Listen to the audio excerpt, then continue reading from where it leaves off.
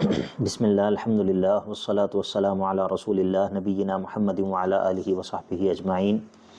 عزیز طلبہ و طالبات، یہ مفاتیح معرفت اللہ کے دورے کی چھٹی مجلس ہے، اور اس میں ہم اللہ رب العزت کے ناموں میں سے ایک بہت ہی اہم نام، بہت ہی زیادہ مرکزیت اور اہمیت رکھنے والے نام اللہ کے بارے میں جو ہے وہ کچھ پڑھیں گے، اور یہ جاننے کی کوشش کریں گے کہ اس لفظ کا کیا معنی ہے، اس کی کیا خصوصیت ہے اور اس کی کیا اہمیت ہے۔ اللہ رب العزت کے 3 نام ایسے ہیں کہ اللہ رب العزت کے باقی تمام ناموں کا رجوع انہی 3 ناموں کی طرف ہے، اور یہ وہ 3 نام ہیں جن کو اللہ رب العزت نے سورہ فاتحہ کے شروع میں ذکر کیا ہے: اللہ اور الرب اور الرحمن۔ ابن قیم رحمہ اللہ نے مدارج السالکین کے اندر لکھا ہے شروع میں ہی کہ اللہ تعالیٰ کے یہ 3 نام ایسے ہیں، اور سورہ فاتحہ کے بارے میں بنیادی طور پر مدارج السالکین کے شروع میں سورہ فاتحہ کی شرح اور تفسیر کی ہے حافظ ابن قیم رحمہ اللہ نے، تو اس میں وہ یہ بات لے کر آئے ہیں کہ اللہ تعالیٰ نے سورہ فاتحہ کو جو دین کے عظیم ترین حقائق ہیں ان پر مشتمل رکھا ہے، یعنی کہ یہ سورہ فاتحہ جو ہے دین کے عظیم ترین حقائق پر مشتمل ہے، اور اللہ تعالیٰ نے اس کے شروع میں اپنے 3 ان ناموں کا ذکر کیا ہے کہ اللہ تعالیٰ کے تمام تر نام جو ہے وہ انہی ناموں کی طرف لوٹتے ہیں، اور سورہ فاتحہ جو ہے وہ انہی 3 ناموں پر مشتمل ہے، انہی 3 ناموں کے معانی پر مشتمل ہے، اور وہ کون سے ہیں؟ وہ ہیں اللہ، رب اور رحمان۔ اور پھر اس کے بعد حافظ صاحب فرماتے ہیں کہ جو ایاک نعبد ہے وہ اس کا تعلق اللہ تعالیٰ کی الوہیت کے ساتھ ہے، اس کے معبود ہونے کے ساتھ ہے، ایاک نعبد، اور وایاک نستعین اس کا تعلق اللہ تعالیٰ کی ربوبیت کے ساتھ ہے، یعنی کہ اللہ تعالیٰ کے نام رب کے ساتھ ہے، اور اہدنا الصراط المستقیم اللہ تعالیٰ سے بندے کا دعا کرنا، اس سے ہدایت کا اور رہنمائی کا سوال کرنا، اس کا تعلق اللہ تعالیٰ کی صفت رحمان کے ساتھ ہے، کیونکہ یہ اللہ تعالیٰ کی رحمت کا مظہر ہے کہ وہ بندوں کی دعائیں قبول کرتا ہے، اور اس نے بندوں کو دعا کرنا سکھایا ہے۔ تو بنیادی طور پر اللہ تعالیٰ کی جو صفات ہیں ان میں سے وہ صفات جو کہ اللہ تعالیٰ کی الوہیت پر دلالت کرتی ہیں، اس کے معبود ہونے پر دلالت کرتی ہیں، مثال کے طور پر وہ صفات جن سے ہمیں اللہ تعالیٰ کی عظمت کا پتہ چلتا ہے، اللہ تعالیٰ کی کبریائی کا پتہ چلتا ہے، اس کے غالب ہونے کا، اس کی قوت کا پتہ چلتا ہے، اور اس کی بادشاہت کی وسعت کا پتہ چلتا ہے، اور یہ اس طرح کے جو تمام تر جو اسماء ہیں ان کا لوٹنا اللہ تعالیٰ کی الوہیت کی طرف ہے۔ تو لفظ اللہ کی طرف جو ہے یہ تمام نام اس کے ضمن میں آ جاتے ہیں، اور اللہ تعالیٰ کے وہ نام جن کا تعلق اللہ تعالیٰ کی ربوبیت کے ساتھ ہے کہ وہ اپنی مخلوق کو پالنے والا ہے، وہ ان کو ان کی ضرورت کے اسباب مہیا کرتا ہے، ان کی پرورش کرتا ہے، اور آہستہ آہستہ ان کو ان کی ضرورت کے اسباب مہیا کرتا ہے یہاں تک کہ ان کو کمال تک پہنچا دیتا ہے، تو اس کو تربیت اور ربوبیت کہتے ہیں۔ اس طرح کے جتنے بھی اللہ تعالیٰ کے نام اور صفات ہیں ان کا رجوع کس کی طرف ہے؟ رب کی طرف۔ اور جو اللہ تعالیٰ کی وہ صفات ہیں جن میں اللہ تعالیٰ کی رحمت، اللہ تعالیٰ کا احسان، اللہ تعالیٰ کا بندوں پر کرم کرنا، اس کا دعاؤں کو قبول کرنا، اس کا جو ہے وہ بندوں کو معاف کرنا، گناہوں کو بخش دینا، اس کا توبہ کو قبول کرنا، اس کا بندوں کو جو ہے وہ بندوں کی طرف جو ہے وہ انبیاء کو بھیجنا، اپنی کتابوں کو نازل کرنا، بندوں کو ان کی ضرورت کے جو اسباب ہیں وہ بطور احسان اللہ تعالیٰ جو ہے وہ دیتا ہے، اور اس طرح کی دیگر جو صفات ہیں جو کہ اللہ تعالیٰ کی رحمت پر دلالت کرتی ہیں، ان سب کا جو لوٹنا ہے وہ الرحمن کی طرف ہے۔ تو گویا کہ جو سورۃ الفاتحہ جو ہے اس کے اندر اللہ رب العزت نے اپنے 3 ناموں کا ذکر کیا ہے، اور پھر جو سورۃ الفاتحہ ہے وہ بنیادی طور پر انہی 3 ناموں کا بیان ہے۔ تو اسی لیے ہم نے اللہ تعالیٰ کے ناموں میں سے ان ناموں کو منتخب کیا ہے، اللہ، الرب اور الرحمن، اور 2 نام اور الحی اور القیوم۔ ان ناموں کو ہم نے اس لیے منتخب کیا ہے کہ جب ہم ان ناموں کو پڑھیں گے تو اس سے آپ کو ایک آئیڈیا ہو جائے گا کہ کس طرح اللہ تعالیٰ کے ناموں کی فقہ جو ہے وہ کس طرح پڑھی جاتی ہے، اللہ تعالیٰ کے ناموں کے معانی اور مفاہیم کو کس طرح جانا جاتا ہے۔ اور یہ جو نام ہیں یہ چونکہ بہت ہی جامع قسم کے نام ہیں، تو اسی لیے ان ناموں کو پڑھنا جو ہے وہ ایک طرح سے آپ کے لیے اللہ تعالیٰ کی معرفت کی کنجی جو ہے وہ ثابت ہوگا، جیسا کہ ہم نے اپنے دورے کے نام میں اس چیز کی طرف اشارہ کیا ہے۔ اللہ تعالیٰ کا یہ جو نام ہے اللہ، اس کی بہت ساری خصوصیات ہیں۔ خصوصیات سے مراد وہ چیزیں ہوتی ہیں کہ جو کسی ایک چیز میں پائی جائیں اور اس کے علاوہ کسی میں نہ پائی جائیں۔ اگر میرے اندر ایک وصف پایا جاتا ہو، میری ایک صفت ہو، اور میرے اندر بھی وہ چیز پائی جاتی ہو اور 10 لوگوں کے اندر بھی پائی جاتی ہو، تو یہ میری خصوصیت نہیں ہوگی، ٹھیک ہے؟ میری خصوصیت وہ چیز ہوگی جو میرے اندر پائی جا رہی ہو اور کسی اور کے اندر نہ پائی جا رہی ہو، ٹھیک ہے؟ اس کو خصوصیت یا خاصہ کہتے ہیں، یا خصائص اس کی جمع آتی ہے۔ تو اللہ تعالیٰ کا جو یہ نام ہے اللہ، اس کے بہت سارے خصائص ہیں، اس کی بہت ساری خصوصیات ہیں، اور ان میں سے ایک بہت نمایاں خصوصیت یہ ہے کہ اللہ تعالیٰ کے جو باقی نام ہیں ان کی نسبت اس نام کی طرف کی جاتی ہے، لیکن اس نام کو اس نام کی نسبت ان صفات کی طرف نہیں کی جاتی۔ یعنی کہ ہم یہ کہتے ہیں کہ اللہ جو ہے اس کے اسماء حسنی ہیں، اللہ جو ہے وہ رحمان ہے، وہ رحیم ہے، وہ غفور ہے، وہ ودود ہے الی آخرہ، لیکن ہم یہ نہیں کہتے کہ رحمان جو ہے وہ اللہ ہے، وہ جو ہے وہ رحیم ہے، نہیں، ہم ایسے نہیں کہیں گے، بلکہ ہم اللہ کی طرف جو ہے وہ باقی جو صفات ہیں ان کو اس کی صفت واقع کریں گے، ان کی نسبت جو ہے وہ اللہ کی طرف کریں گے۔ جس طرح اللہ رب العزت نے قرآن مجید کے اندر سورۃ الاعراف کے اندر آیت نمبر 180 میں فرمایا ہے کہ وَلِلَّهِ الْأَسْمَاءُ الْحُسْنَى، اسماء حسنہ کس کے لیے ہیں؟ اللہ کے لیے ہیں، اللہ کے ساتھ خاص ہیں۔ اور اسی طرح سورہ طٰہٰ کے اندر اللہ رب العزت فرماتا ہے کہ اللہ لا الہ الا ہو لہ الاسماء الحسنى، اللہ جس کے علاوہ کوئی معبود نہیں، اسی کے لیے اسماء حسنہ خاص ہیں، ٹھیک ہے؟ تو جتنے بھی اللہ تعالیٰ کے نام ہیں ان کی نسبت اللہ کی طرف جو ہے وہ کی ہے۔ اور اسی طرح سورہ حشر کے اختتام پہ جو آیات ہیں، هو اللہ الذی لا الہ الا هو الملک القدوس السلام المؤمن المہیمن العزیز الجبار المتکبر، یہ 2 آیات، ان کے اندر بھی اللہ تعالیٰ کے تمام جو نام ذکر ہوئے ہیں، اللہ تعالیٰ کی جو صفات ذکر ہوئی ہیں، ان کو لفظ اللہ کی صفت جو ہے وہ بنایا گیا ہے، ٹھیک ہے؟ تو اس سے یہ پتہ چلتا ہے کہ یہ نام جو ہے یہ اللہ تعالیٰ کے ناموں میں ایک نمایاں جو ہے وہ نام ہے، اور یہ باقی ناموں کی طرح نہیں ہے۔ اور اسی طرح اس نام کی ایک خصوصیت یہ بھی ہے کہ یہ صراحت کے ساتھ اور اجمالی طور پر یا تفصیلی طور پر اللہ تعالیٰ کے تمام ناموں پر دلالت کرتا ہے۔ جب ہم کہتے ہیں اللہ، تو اس کے ضمن میں اللہ رب العزت کے تمام صفات جو ہے وہ ایک اعتبار سے آ جاتی ہیں، ٹھیک ہے؟ اور یہ اس بات کی مزید وضاحت آپ کو تب ہوگی انشاءاللہ، آپ کو مزید اس کی سمجھ تب آئے گی جب ہم اس کے معنی کو انشاءاللہ آگے جا کر ایکسپلین کریں گے، اس کی وضاحت کریں گے۔ اور اسی طرح اس نام کے خصائص میں سے یہ بھی ہے کہ عام اکثر جو اذکار ہیں عمومی طور پر، جو اللہ تعالیٰ کے ذکر کے کلمات ہیں، جو دعائیں ہیں، ان کے اندر اللہ تعالیٰ کا یہی نام استعمال ہوتا ہے۔ آپ کو معلوم ہے، آپ کہتے ہیں سبحان اللہ، آپ کہتے ہیں الحمدللہ، آپ کہتے ہیں لا الہ الا اللہ، آپ کہتے ہیں اللہ اکبر، ٹھیک ہے؟ آپ کہتے ہیں لا حول ولا قوۃ الا باللہ۔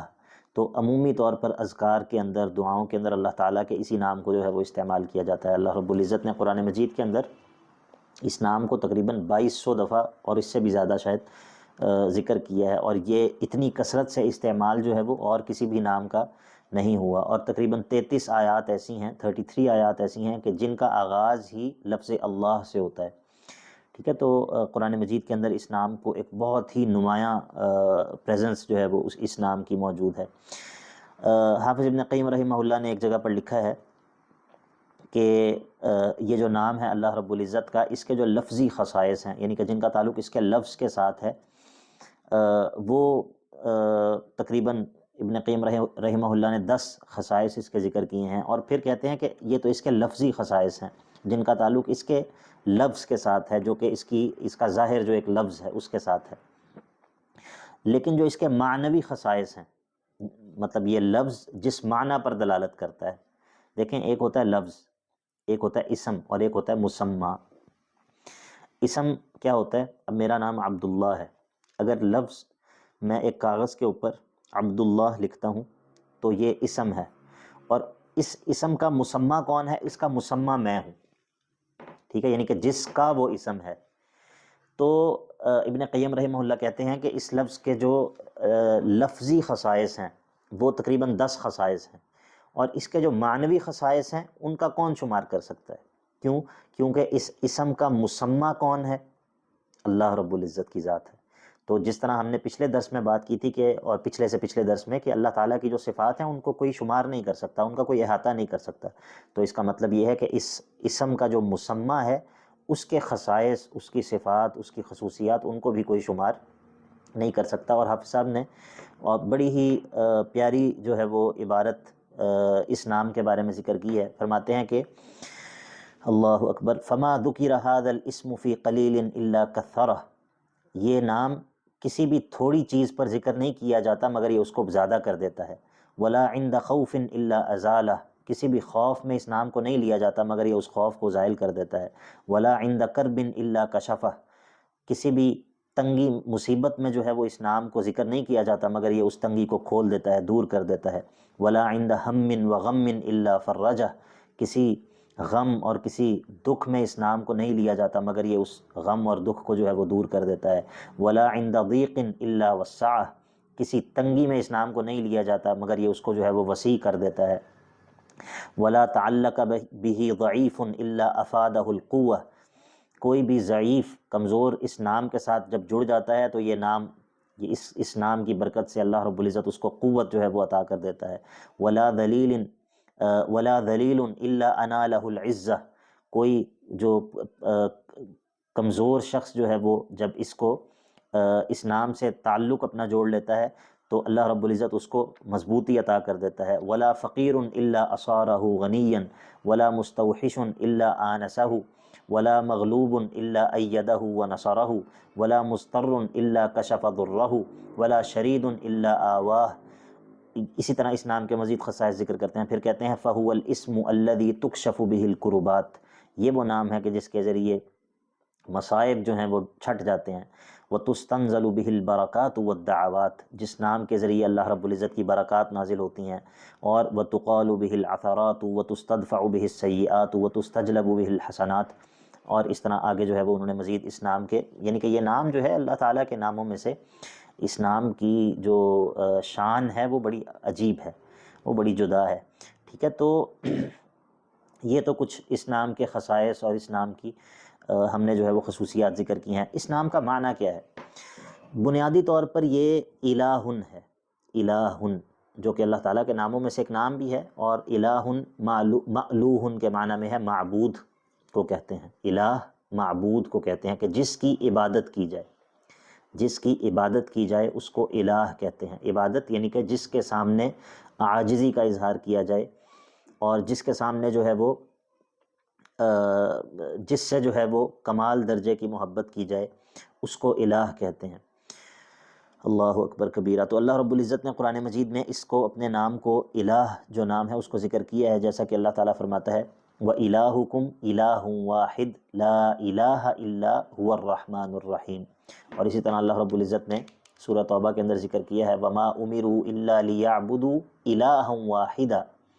اور سورۃ الانبیاء کے اندر قُلْ إِنَّمَا يُوحَىٰ إِلَيَّ أَنَّمَا إِلَٰهُكُمْ إِلَٰهٌ وَاحِدٌ۔ تو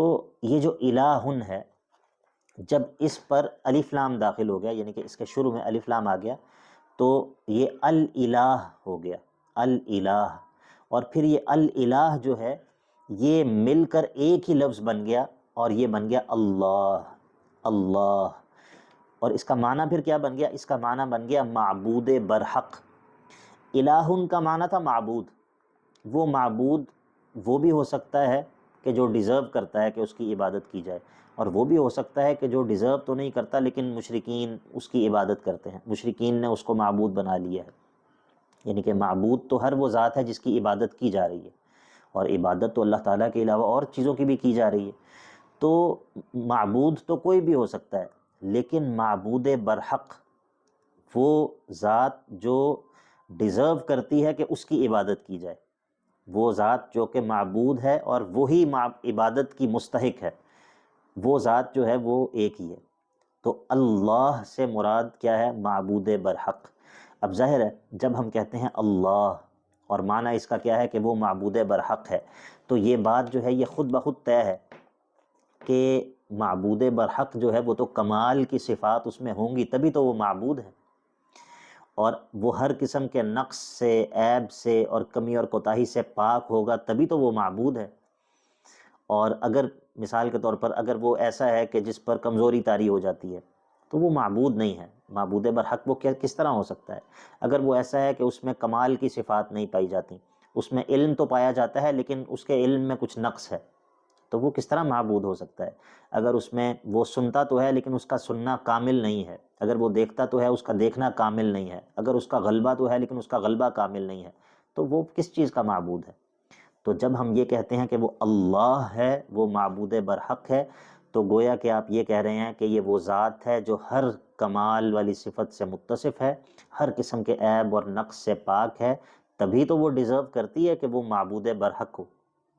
تبھی تو وہ اللہ ہے۔ تو آپ نے دیکھا کہ کس طرح یہ جو نام ہے یہ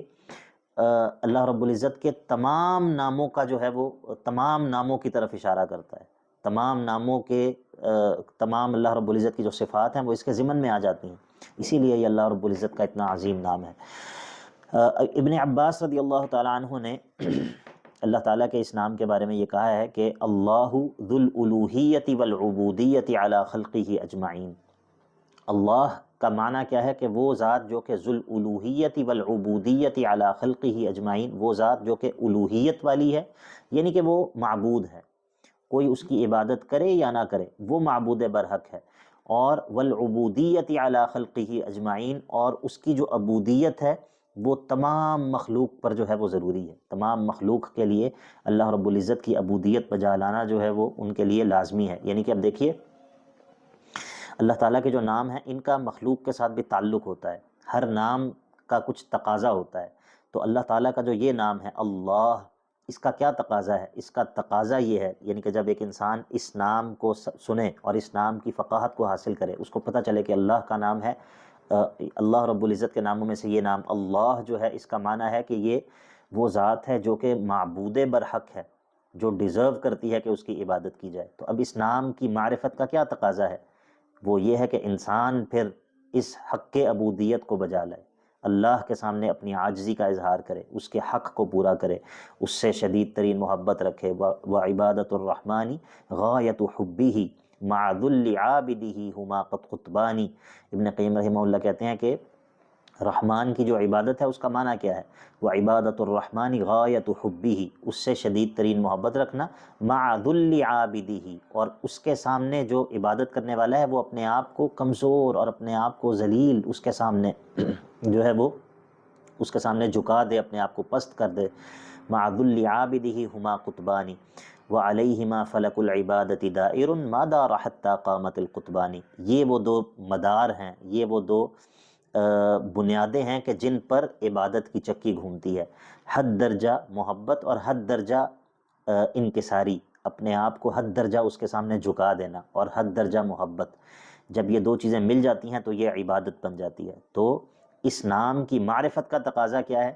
کہ بندہ اللہ رب العزت کی عبادت بجا لائے، جب اس کو اس بات کا ادراک ہو جائے کہ وہ اللہ ہے، وہ معبود برحق ہے، تو اب کیا چیز ہے جو کہ بندے کو روکے گی اس چیز سے کہ وہ اپنی